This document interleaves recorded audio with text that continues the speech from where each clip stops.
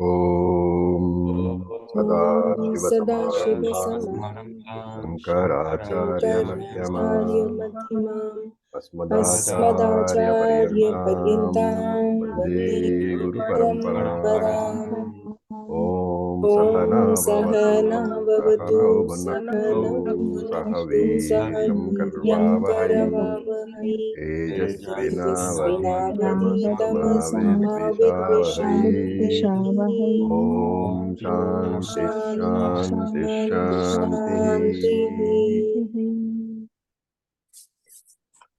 So we will continue with where we were. This is the 8th mantra of the first chapter, the second section.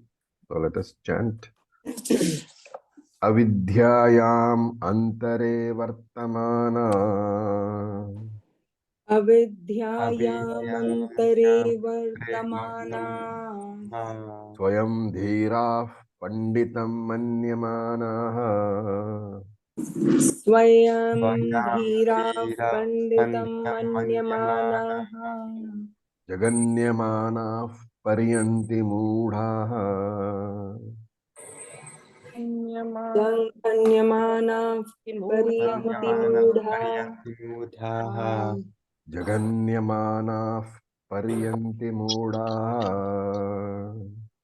जघन्यमानाः पर्यन्ति मूढाः अन्धेनैव नीयमाना यथान्धाः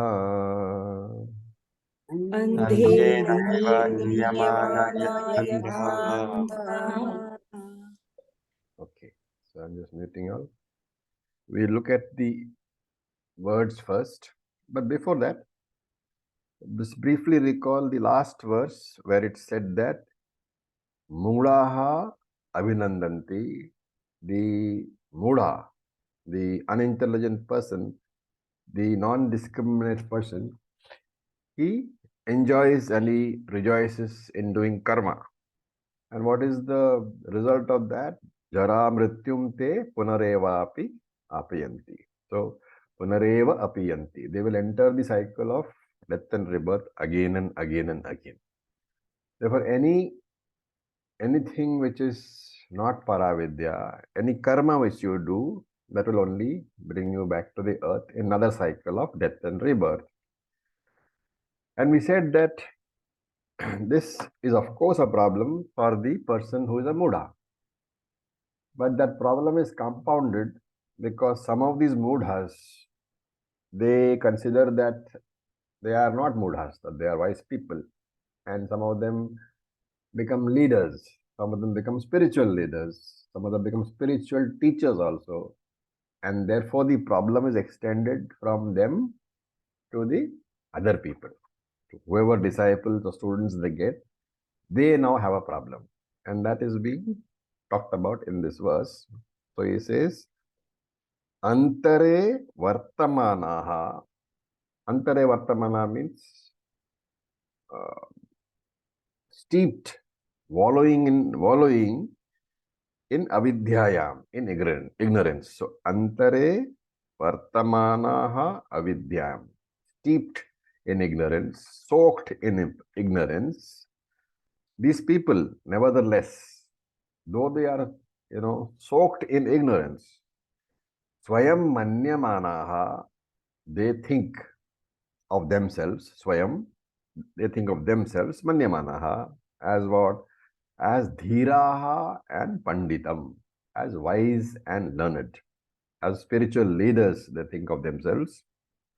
And these Mudaha, these fools, these Ajnanis, Jaganyamanaha, they are basically their minds are not still, they are deeply disturbed, and yet what they do, Pariyanti, they move around and they have disciples.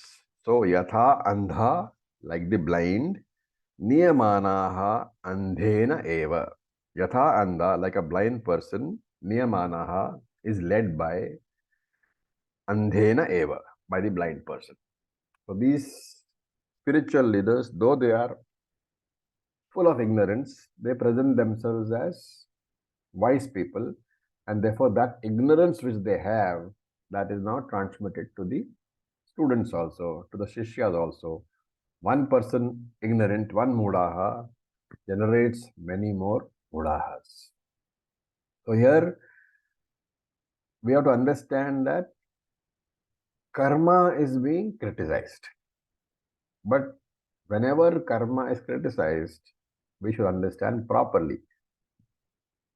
We should know that there are two types of karma. One is adharmic karma and one is dharmic karma. Now, karma which is not dharmic, karma which is opposed to dharma, what does it do? It gives papam. It gives papam, which is the potential to give pain in the future, either in this life, future, or in the next life. And therefore, Shastram says that such karma which is got the potential to give you pain in the future, that is papa phalam, such karma is not desirable. That is from the point of view of Shastram. But from the point of view of the karta, also remember that while the karma may be pleasurable now, the papa phalam of the karma is going to be borne by the karta only in his later role as the bhokta. And therefore, from the karta's point of view also, future point of view, this adharmic karma is undesirable. And therefore, not only is adharmic karma not encouraged by Shastram, from our point of view also, we should not indulge in it because the future results will be painful. On the other hand, dharmic karma, karma which is in harmony with dharma, it always brings pleasant results. Okay, so there are two types of karma. Karma which gives you punya phalam, giving you the potential to enjoy. Karma which gives you papa phalam, giving you the potential to suffer. And here, of course, if whenever you do a comparison, you might think that punya karma is better than papa karma, obviously, because punya karma gives you pleasure and papa karma gives you papam. But here Shastram, whenever Shastram criticizes karma, it includes punya karma criticism. Criticism is not just of papa karma. Criticism is also of punya karma. And therefore, you have to understand that Shastram says that even dharmic karma phalam is undesirable. So one has to understand the criticism in this manner. Whenever Shastram criticizes karma, from the point of view of papam, definitely it is not desirable because it will give you pain in the future. But from the point of view of punyam, why is it not desirable? Because it generates raga, attachment. And therefore, Shastric criticism of karma is always to point out that the phalam, whether it is punyam or papam, is anitya phalam. And therefore, the criticism is always for the purpose of generating dispassion, of generating vairagyam. So, any Shastric criticism of karma has to be understood in this manner only. Shastra cannot criticize karma blindly because karma is necessary, karma yoga is necessary, upasana yoga is necessary on the spiritual path. And therefore, this is the only correct way to understand that punya phalam is criticized because it is anityam, and therefore the criticism is for the purpose of encouraging us to be vairagis, to be dispassionate. Now look at the words. Avidyayam antare vartamanaha. Avidya here is used, and Shankara very specifically writes in his bhashyam that the term avidya has to be used to understand it to mean ignorance, ajnanam. So avidya means ajnanam, but you also have to understand that in that ajnanam is included the results of the ajnanam.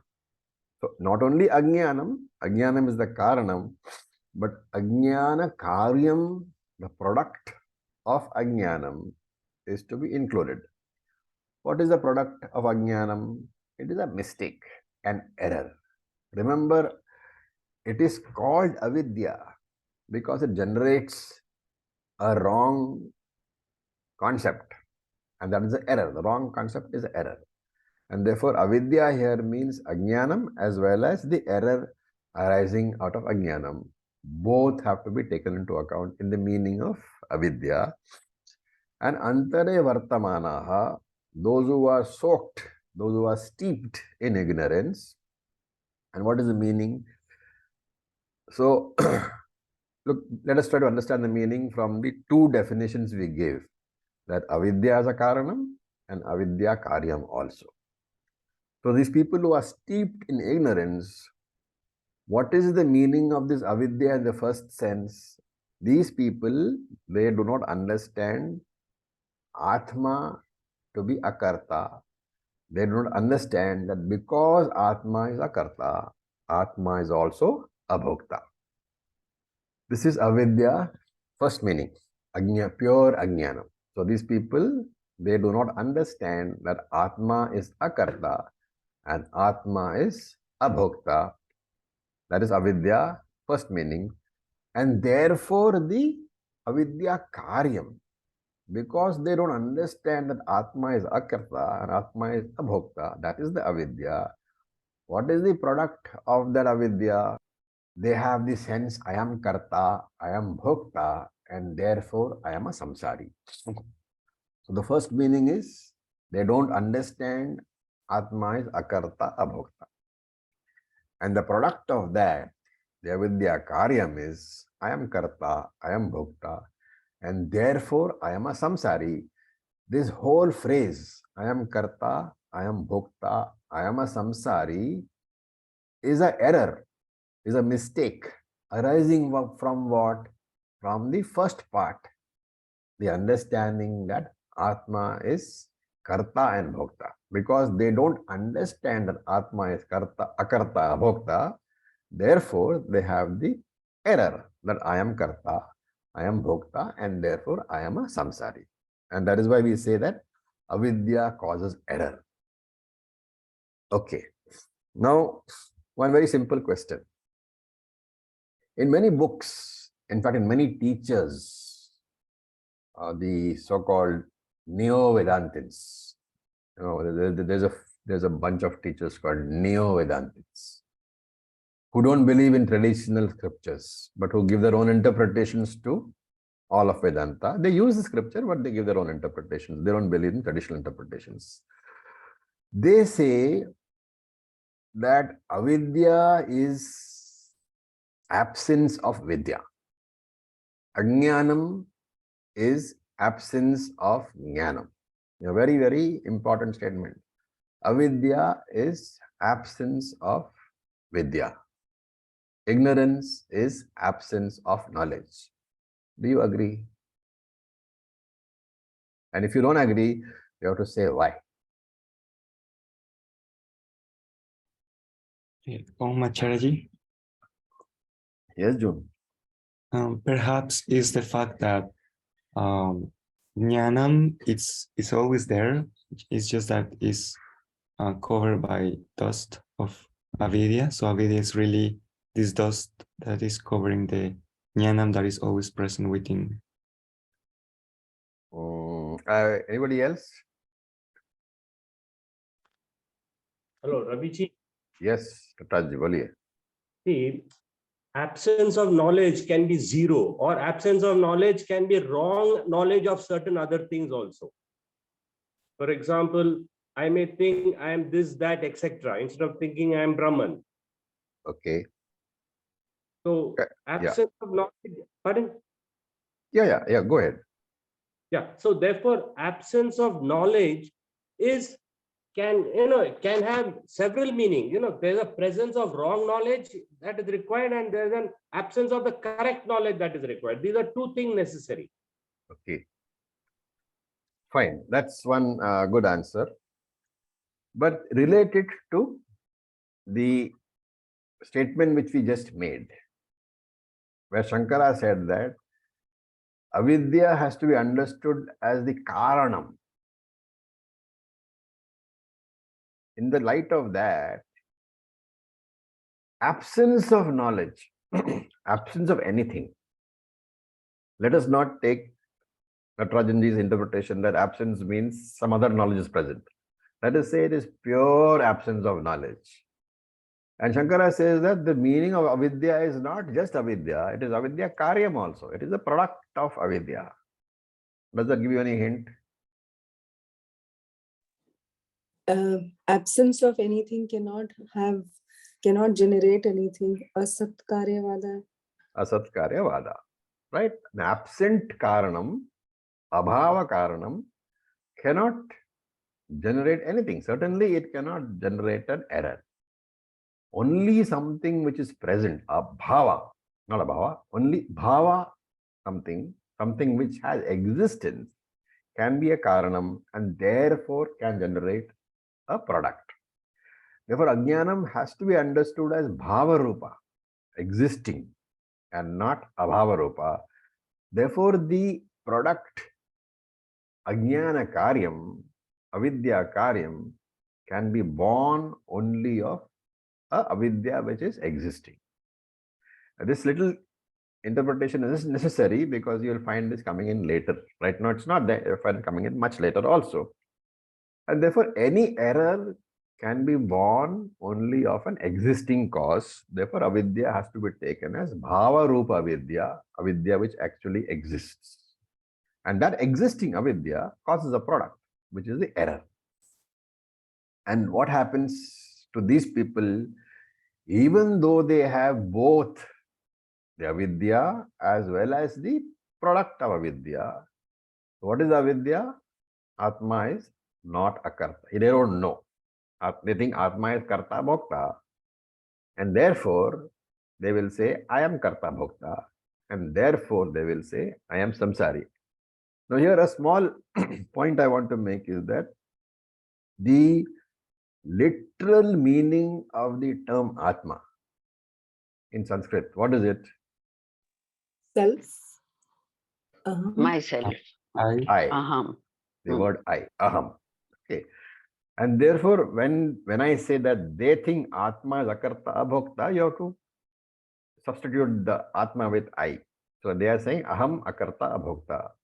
That they don't know. And because they don't know that aham akarta abhokta, they say aham karta bhokta, which is what is meant by Atma is karta bhokta. So don't think of Atma as, something which we are talking about. Atma is I. So they think I am karta bhokta, and therefore they think I am samsari, that is the product. And such people, if you look at the lines, swayam dhiraha panditam manyamanaha. Swayam dhiraha manyante. They think that they are all scholars. Dhiras are scholars. Panditas are people of knowledge. So dhira is a wise person. So swayam dhiraha panditam manyamanaha. They think they are wise people and scholars. And they think that they know everything that is to be known. So Shankara says very specifically, vidita veditavyaha. These people consider that they know everything that is to be known. And from the context, which is what? Karma. The everything that is to be known, you have to understand as karma kanda part only. They know, they have analyzed karma kanda. They know the various phalam of karma. They know how to do the karma. So far, so good. Like analyzing the karma kanda, you have to, of course, know how to do the various rituals. And you have to, of course, know what is the phalam of the various rituals. And so far, so good. The Ajnani and the Jnani are both equal up to this stage. But here what happens is, these people come to the conclusion that karma alone will lead to moksha, and there is no necessity to go to the Jnana Kanda at all. And this is their firm conclusion. And therefore, they think of themselves as dhiraha panditam, wise people and very learned. And therefore, they do not approach a teacher, an acharya, to learn the Jnana Kanda. So Pandita means the one who has panda, wisdom, jnana.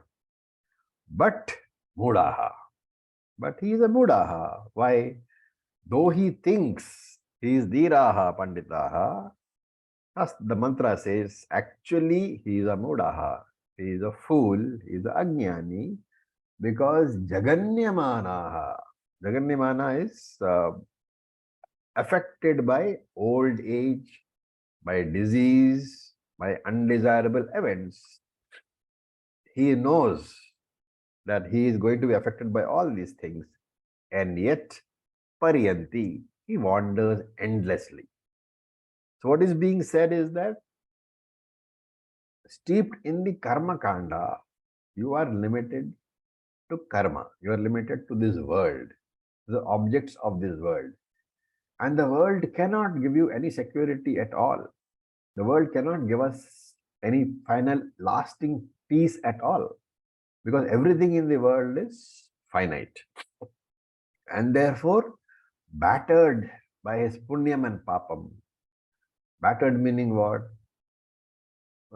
Experiencing the punya phalam and the papa phalam, pariyanti. These people wander here and there. They are buffeted by the winds of life. And they are guided by whom? Their own intellect, which is what already blind. And here is the tragedy. They don't know that they are deluded. They don't know that the intellect is clouded. And yet, what happens? They become spiritual leaders because of their own firm conviction. We have to say deluded conviction. And, there is a saying, right? If you repeat something many times, even if it is false, if you keep on repeating it, people start believing it sooner or later. And the outstanding example of this is politics. False statements are made again and again and again and again until everybody sooner or later thinks that they are true. So these spiritual leaders, because of their firm conviction, they keep on teaching their convictions, their false convictions, even their deluded convictions to other people. And they teach without the support of Shruti, without the support of Yukti, logic. There is neither Shruti nor Yukti, and yet they teach. And they teach and teach and teach until sooner or later people start believing it. And therefore they have become spiritual leaders. Andhena eva niyamana yatha andha. The blind people following the blind leader. And this becomes a parampara. The Guru Shishya parampara, without support of Shruti, is called Andha parampara. So there are many, many Andha paramparas we have in this country, where the teachers will start by saying that I am realized, I am a Mukta Purusha, and then I got my Mukti sitting on a mountain, and I am teaching you, right? You can't ask them what you are teaching, what is the basis of your teaching, because that is sacrilege. Everything is rooted in the fact that I am Jivan Muktaha. I have got Mukti sitting on a mountain and meditating, right? So this is the Andha Parampara, the blind Guru Shishya lineage. And there are many like that in this country. So this is what this mantra is talking about. And remember that in our teaching, in a proper teaching of the Parampara, the teacher may talk about something. In fact, he will necessarily have to talk about something which cannot be verified using the indriyas, using your sense organs, the pramanam of your sense organs. You cannot verify it. You cannot verify it using logic also. So the teacher may talk about something which it is not possible to verify through your sense organs. It is not possible to verify using logic also. Using anumanam also, it is not possible to verify. Using yukti, it's not possible to verify. But remember that in any discussion, even though the teacher is talking about something which it is not possible to verify through yukti, through logic, as Vedantic students, your brain should be completely functional all the time. And you should know that even though something the teacher says cannot be verified through logic, that statement should not be against logic. Very, very important differentiation. The teacher's statement, the Shruti statement, may not be possible to verify it through logic, but that statement should not be against logic. There is a difference. What cannot be verified need not be against logic. So it may be not amenable to logical proof, but it should not be illogical. Okay, let's give an example. Can you give an example of a Shruti statement which is not possible to verify through logic? Anybody?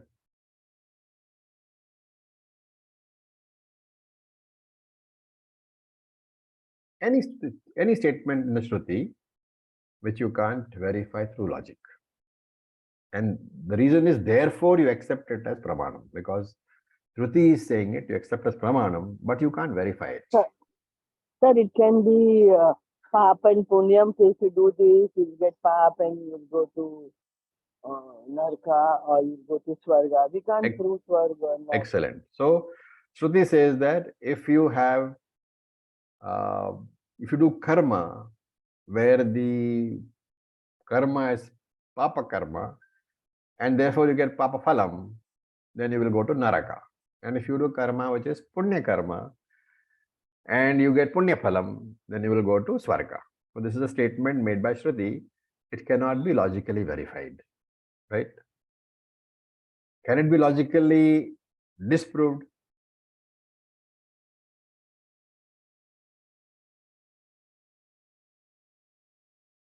So this is my question. Is the statement falling under the definition of cannot be logically verified and cannot be logically disproved? Yes, it cannot be logically disproved either. Is it against logic? Is there any reason you can give why punya phalam should not carry you to swarga? If you can give a reason, it is against logic. So you can't give a reason. You can't. And therefore you say that it is incapable of being proved through logic, but it is capable of being accepted. It is not illogical. Okay. Now I make a statement saying that through this punyam, I go to swarga, and my stay in swarga is moksha, which means my stay there is infinite. That is also, let us say, if that statement is made by a teacher, okay, Shruti doesn't make the statement, but many teachers give that interpretation. And there are statements in the Shruti which are capable of that kind of interpretation, that you do punya karma and you go to swarga, and that is moksha, which is what this Mudaha is saying, that you do karma, you generate punyam, and you get moksha. Right? You don't need to go to jnanam at all. That statement the teacher has made, again that statement cannot be verified through logic. But is it a logical statement? If it is not a logical statement, give the reason why it is illogical. Swarga is not moksha, it is limited by time. No. Maybe a long You take time. the statement saying that karma gives you moksha. Why is it illogical? That statement. So it fulfills the first definition, that it cannot be verified by logic. But is it illogical is the question. And if it is illogical, then what is the faulty logic in it?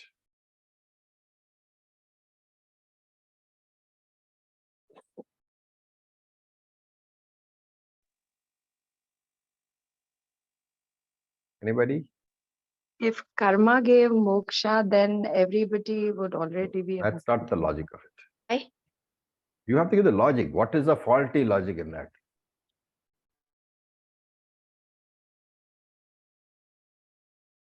There is a very obvious fault in the logic.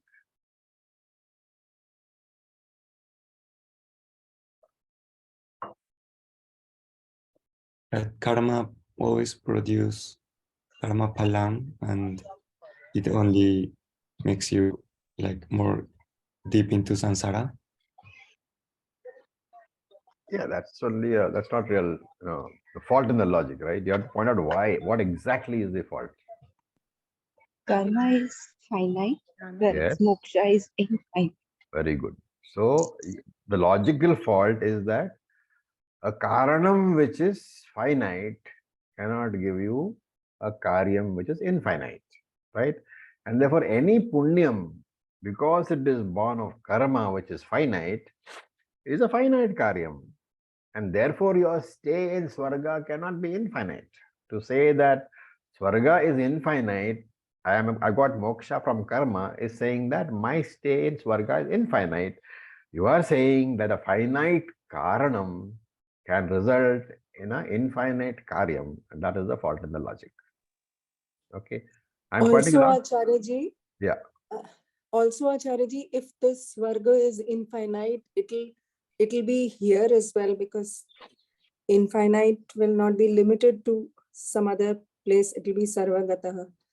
So this if it is infinite, it should be here as well. It should be here. That's another part of it. So that you cannot really say that I'm going to become moksha, get moksha. That itself is, you're talking about something happening in time, which is a problem.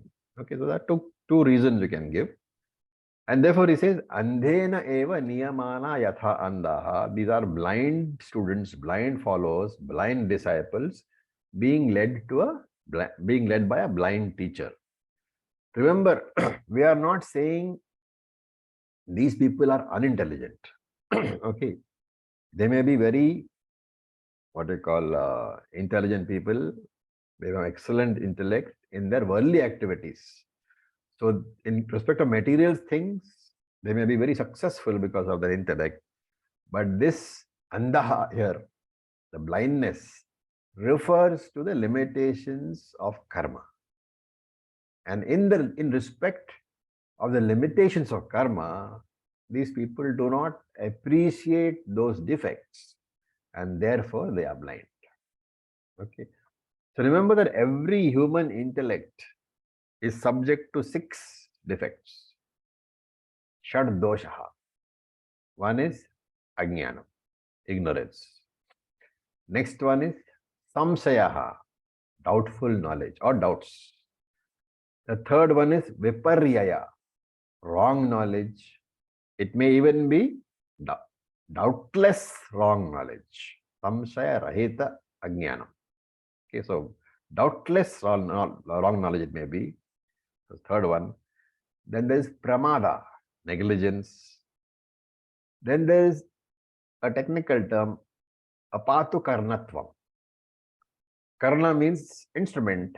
Apata means the natural limitation, right? So the natural limitation of every pramana, of every sense organ which you have. Karanam here is the sense organ. So let us say eyes, right? But if you look at the eyes, for example, the eyes can see only up to a certain distance, not beyond a certain range they cannot see. That is the natural limitation of the eye. The eyes can also not see anything which is beyond the visible spectrum, right? I think it's 400 nanometers to 700 nanometers. That is the visible spectrum. Beyond the spectrum, you cannot see. So on the higher side of the spectrum lie infrared and radio waves, which you cannot see. On the lower side lie ultraviolet rays, X-rays, and the gamma spectrum, which also you cannot see. So every instrument which you have is limited to a certain range of use. That is apatu karnatvam, intrinsic limitation. Similarly, the ears, it cannot hear, for example, ears cannot hear dog whistles. Only dogs can hear the whistle. A human ears cannot hear that. And the sixth one is Vipra Labdhi. The information which you get, because there is a subjectivity about the source of the information, you can have different interpretations of the same fact. Right? For example, you look at the erstwhile NDTV and Republic TV. They would take the same fact and give you completely opposing interpretations. So, Vipra Labdhi, subjectivity, different interpretations of the same fact.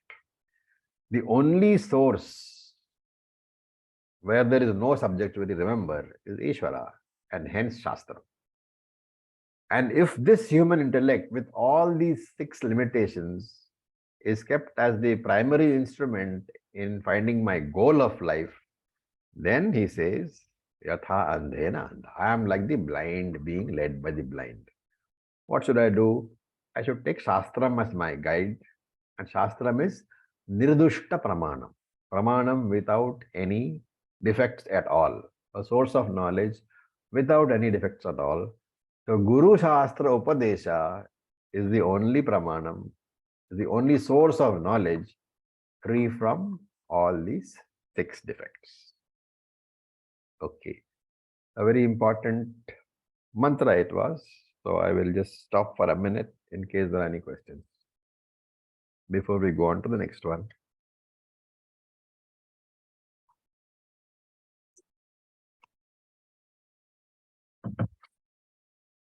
None? All right. So let us read the next one. The 9th mantra. Avidyayam bahuda vartamanaha. Avidyayam bahuda vartmanaha. Vayam kritartha ityabhimanyanti balaha. Vayam kritartha ityabhimanyanti balaha. Yat karmino na pravedayanti ragat. Yat karmino na pravedayanti ragat. Tena turaha kshina lokasyamante. Tena turaha kshina lokasyamante. Okay, so first let me give you the word meanings. Bahuda vartamanaha avidyayam, remaining in various states of ignorance. Balaha, these childlike people or the childish people. Abhimanyanti, they say, they claim, Vayam kritarthaha iti. We are fulfilled, we are content. And yet, since Aturaha karminaha, these unfortunate ritualists engaged in karma, karminaha, ones who are attached to karma, Aturaha is unfortunate. Since these unfortunate people attached to karma, na pravedayanti, do not know that Atma is Akarta Bhokta. Why? Ragat, due to their attachment to karma, Chyavante, they fall, Kshina Lokaha, with their punyam. When their punyam is exhausted, they fall. Okay. Now, what does it mean? Fall from where? So we are talking about what happens during the transition from the lower knowledge, aparavidya, to paravidya. When a person who is blind, you see on the road, right? He wants to cross the road. What does he want? He wants another person. He wants another person who has got eyes and who can guide him across. Okay. Now, so the person is trying to cross the road and he's waiting for a person who has eyesight to take him to cross the road. Now the question here is, How will this blind person know that the person who has caught his hand to take him across the road is not blind?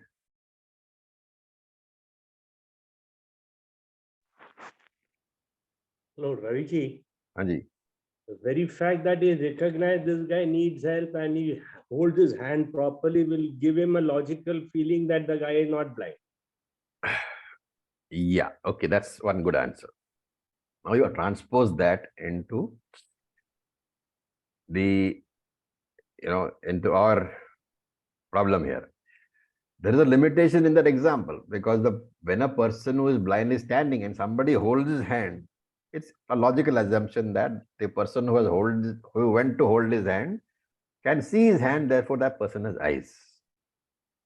But I, as a student, when I go to find a guru, there are many people in this country who say they are gurus, right? Every corner you'll find one guru.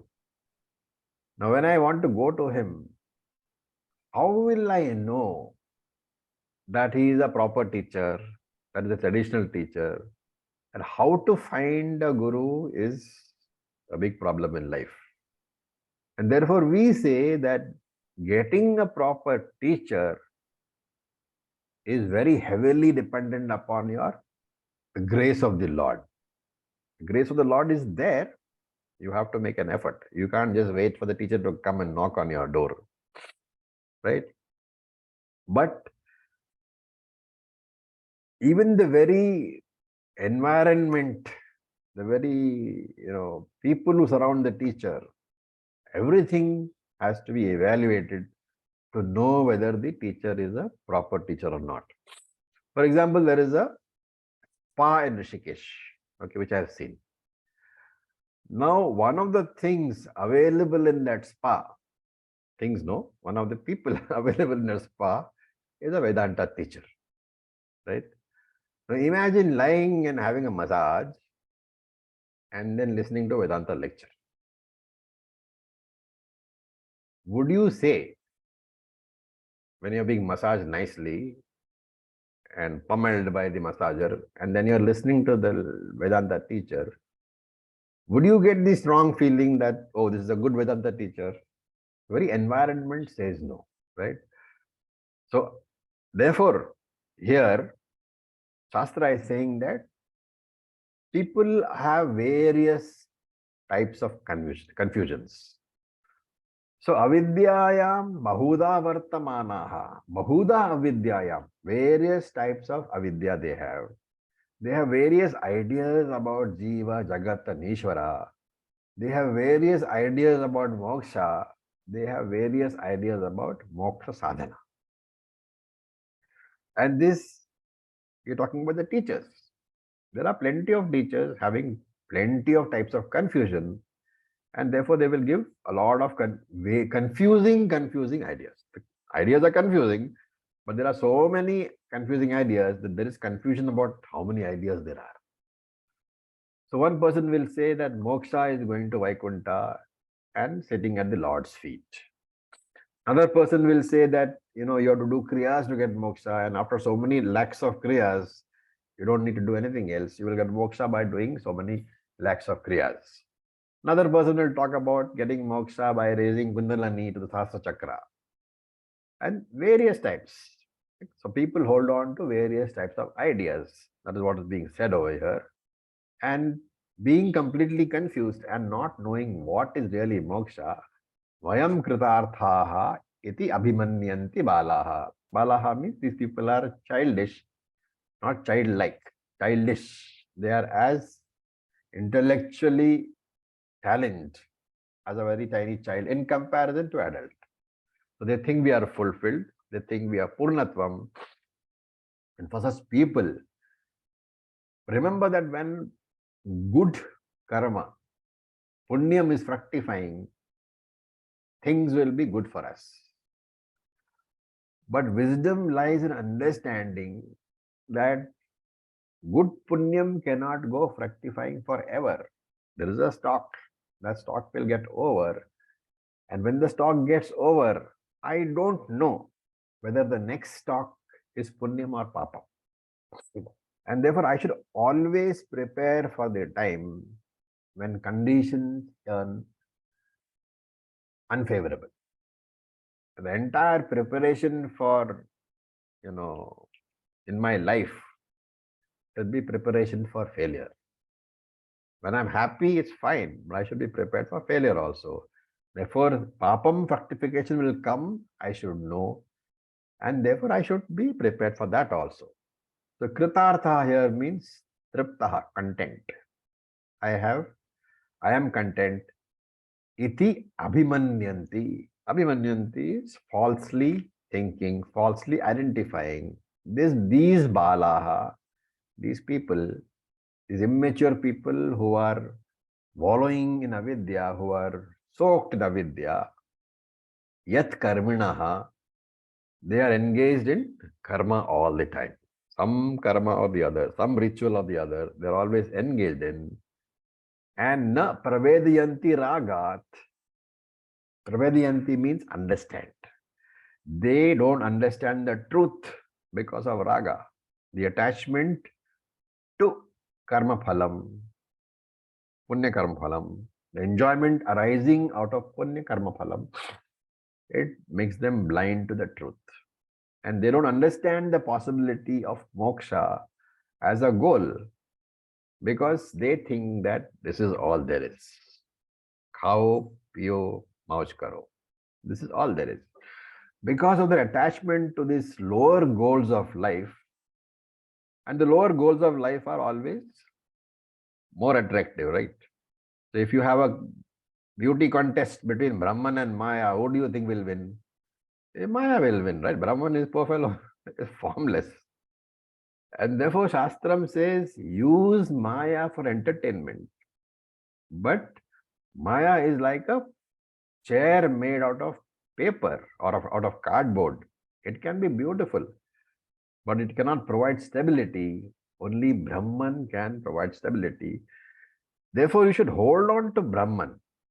And while holding on to Brahman, then you can enjoy the arrival and the departure of Maya.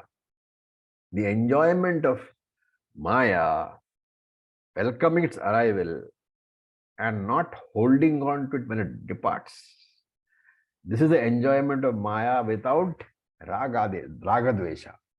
This enjoyment of Maya without attachment is what we call moksha. It is possible only when you are holding on to Brahman. If you are not holding on to Brahman, there will be anxiety and stress over what comes and what goes. And therefore, you have to be established in Brahman to enjoy Maya. And these people are not like that. Therefore, he says, Tena aturaha. Tena means because of that. Aturaha. Aturaha is a person who is afflicted by sorrow. So, Tena aturaha, afflicted by sorrow. Now, you have to understand, as a result of all the sakama karma, these people can go to Swargaloka also, but they have a constant sense of dissatisfaction. Even though they have done lots of good karma, the punyam is always anitya phalam, is always temporary. And therefore, this punyam they may have in adequate quantities in their bank balance, in their punyam balance, and that punyam may be strong enough to take them to Swarga after their death of the physical body. Their next loka will be Swarga only. But the Acharya gives a warning, Shina lokaha. Shina means exhaustion, waning away of. Lokaha here means karma phalam, punya karma phalam. Why is that meaning taken? Because whatever the loka, the swarga has to be gained through punya phalam alone. And therefore lokaha here means punya karma phalam. So shina lokaha means when the punya karma phalam is exhausted, what will happen? Chyavante. He will fall. He will leave Swargaloka and he will go to the Bhuloka, to the lower worlds. he will be reborn again. So that is the meaning over here. Okay. Any questions?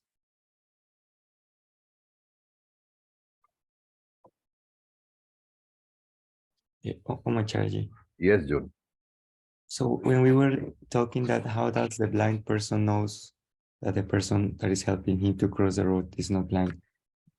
In that example, what's the logic? There is no logic. You have to trust. Okay, Okay. that logic doesn't apply here. Mhm. You, to one extent, to some extent, you can say, okay, but then Natarajanji gave a good logic. It says that if somebody has, let us say the blind man is holding his hand up like that, and somebody comes and holds that hand. It is a reasonable assumption, logical, reasonable assumption to say that this blind man can make, saying that since the person has come and held my hand, he can see my hand. And if he can see my hand, he should not be blind. He will not be blind. So that's the assumption for that. But in this context of the teacher and the student, there is no way you can make out, really, because Shastra says many, many times that only the wise man can make out the wise man. Because the wise man doesn't have a halo over his head. The wise man doesn't float above the ground. The wise man also eats, he also talks, he also sleeps. How do you know he's really wise? How do you know he's not just pretending to be wise? For that, you need plenty of punya karma, which is why they talk about so much of punya karma for a seeker. That punya karma will tap into God's grace, to Ishvara's grace. That grace will ensure that you have a good teacher. And remember that if you are prepared, then the teaching will appeal to you straight away. And the good there are a few things you can say. The good teacher will never call it my teaching. Right? The good teacher will always be part of a parampara. The good teacher will never accept any namaskaras for himself. He will always say that I am passing it on to the parampara because that is where it belongs. The good teacher will always depend on Shastram. Everything that he says can be backed by Shastram. He will never say, I know. You cannot question me because I know. I have been told by the Lord. Those things will never come up. And therefore, any question that you ask him is backed up by Shastram. His entire teaching is backed up by Shastram.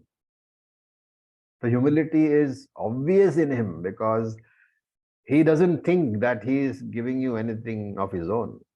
He says again and again that whatever I give, I am telling you only what my teacher has told me. And therefore, the flow of the parampara is clear over there. Some of the things which you can use as indicators, but nothing is foolproof. All this can be faked also. And that's why you say that we need a person who has a lot of punyam. If sadhana chatushtayam is there, we saw Tattva Bodha. If adequate sadhana chatushtayam is there, the Lord has no option but to give you a teacher. And therefore, at that point of time, you will get your teacher. How you will get it? That will vary from individual to individual. Thank you. But the Ishvara Prasadam is a very huge factor over there.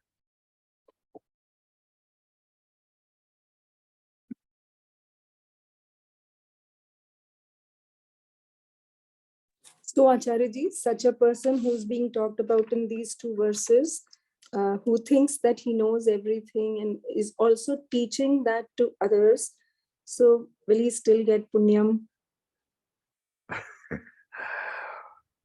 From his point of view, what is he doing? What is the intention? The intent is to spread whatever he thinks is knowledge to the others for their benefit. So the intent is that. But there is a confusion in his mind, no? He has not bothered to inquire.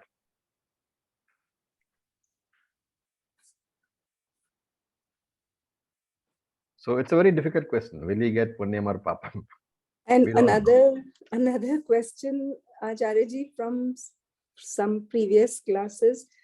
In Sadgati, we include Shuklagati and Krishnagati. Yeah. That is going to Swarga and Brahmaloka. Brahmaloka, yeah. And Adhogati is going to the Narka. So Lower what is, lokas, yeah. so what is coming back to earth?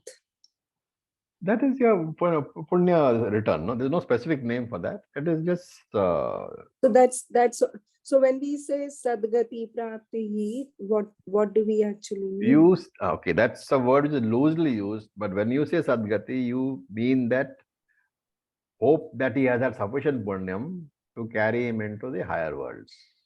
Okay, now that depending upon what sort of life he has led, whether there has been, you can have Sadgati which is leading to Karma Mukti, or you can have Sadgati which leads to enjoyment and coming back also.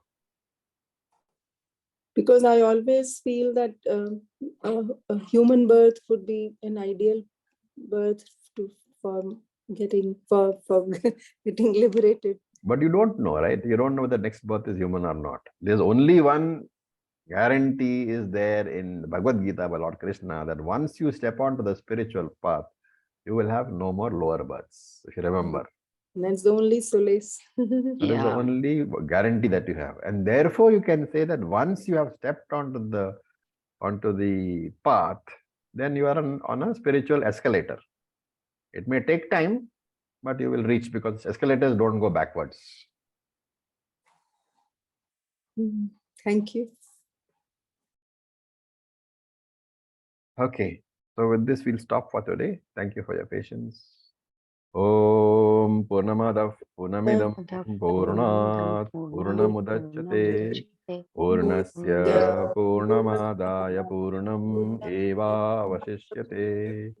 Om Shanti Shanti Shanti.